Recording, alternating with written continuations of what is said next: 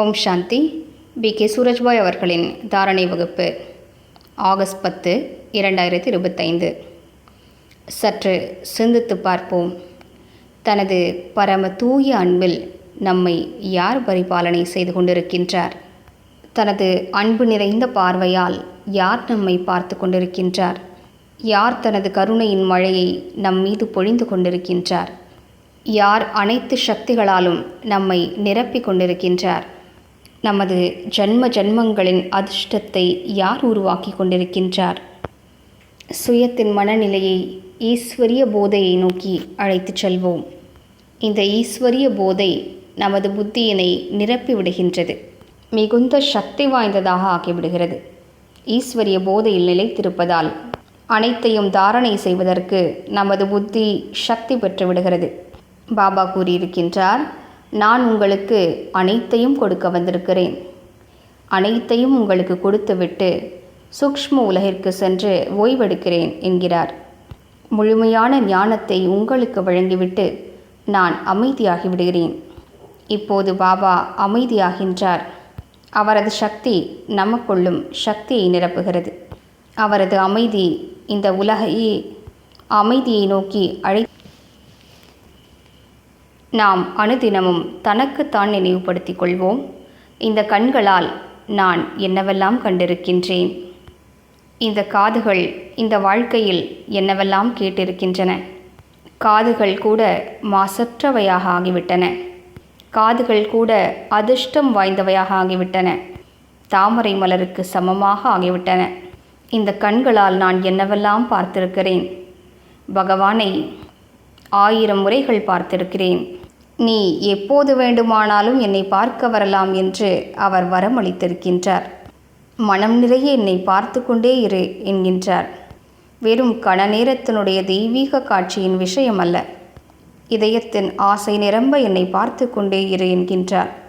நான் சத்தியம், சிவம், சுந்தரமாக இருக்கின்றேன். அவர் நிராகாரமாக இருந்தாலும் அவரது அழகு நம்மை எத்தனை கவர்ந்து இழுக்கக்கூடியதாக இருக்கின்றது.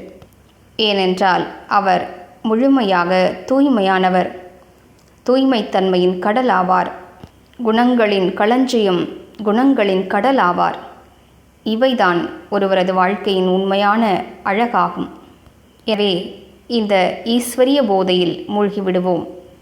இன்று முழு நாளும் தன்னைத்தான் இந்த ஈஸ்வரிய பெருமிதத்தில் நிலைக்கச் செய்வோம். எத்தனை பெரிய அதிர்ஷ்டம் நமக்கு கிடைத்துவிட்டது. சுயம் அதிர்ஷ்டத்தின் வள்ளலே நம்முடையவராக ஆகிவிட்டார். அவர் நம் மீது கருணை கொண்டுள்ளார். தனது அனைத்தையும் நமக்கு கொடுத்து விடுவதற்கு தயாராக இருக்கின்றார். எவ்வாறு ஸ்ரீ கிருஷ்ணரை பற்றி கூறப்படுகிறது? சுதாமாவுடைய 3 பிடி அவலை எடுத்துக்கொண்டு அவருக்கு மாளிகைகளையே வழங்கினார். மேலும் 2வது வரம், 3வது வரம் என்று கொடுத்து கொண்டே இருந்தார்.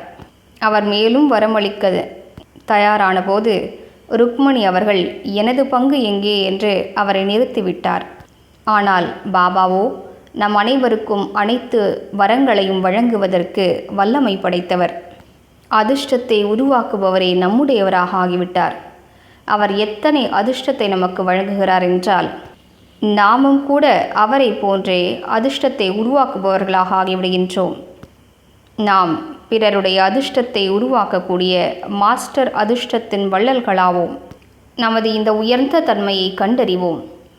எத்தனை பெரிய பலன்கள் இந்த வாழ்க்கையில் நமக்கு கிடைக்க பெற்றிருக்கின்றன. இன்று முழு நாளும் இந்த 2 சுயமரியாதைகளை நினைவில் வைப்போம். நான் ஒரு மகான் ஆத்மா, மாஸ்டர் அதிர்ஷ்டத்தின் வள்ளலாவேன். அனைத்திலும் உயர்ந்த அதிர்ஷ்டம் நிறைந்தவன் நான். எனது கரங்களில் பாபா உயர்ந்த அதிர்ஷ்டத்திற்கான எழுதுகோலை கொடுத்து விட்டார். இதன் மூலம் எனது அதிர்ஷ்டத்தையும் பிறருடைய அதிர்ஷ்டத்தையும் என்னால் எழுத முடியும். இதனை நன்றாக பயன்படுத்தி கொள்வோம். பிறருக்கு அப்படிப்பட்ட உயர்ந்த கர்மங்களை செய்வதற்கு கற்றுக் கொடுப்போம். அதன் மூலம் ஜென்ம ஜென்மங்களுக்கு அவர்களது அதிர்ஷ்டம் உயர்ந்ததாக ஆகிவிட வேண்டும். அவர்களும் வள்ளலாக ஆகிவிட வேண்டும். எனவே இன்று முழு நாளும் மிக நன்றாக பயிற்சி செய்வோம். நான் மாஸ்டர் அதிர்ஷ்டத்தின் வள்ளல், மேலும் மகான் ஆத்மா ஆவேன். மேலும் பயிற்சி செய்வோம். நான் இந்த உலகிற்கே ஆதாரமூர்த்தி. முன்னேற்றக்கூடிய மூர்த்தியாவேன். கல்ப மரத்தின் மாஸ்டர் விதை ரூபமாவேன். முழு கல்ப மரத்தையும் பரிபாலனை செய்யும் ஆத்மா நான். என் தலை மீதுதான் கல்ப மரம் நின்று கொண்டிருக்கிறது. மேலும் எனது இந்த உயர்ந்த அதிர்வலைகள் முழு கல்ப மரத்திலும் பரவி கொண்டிருக்கின்றன. ஓம் சாந்தி.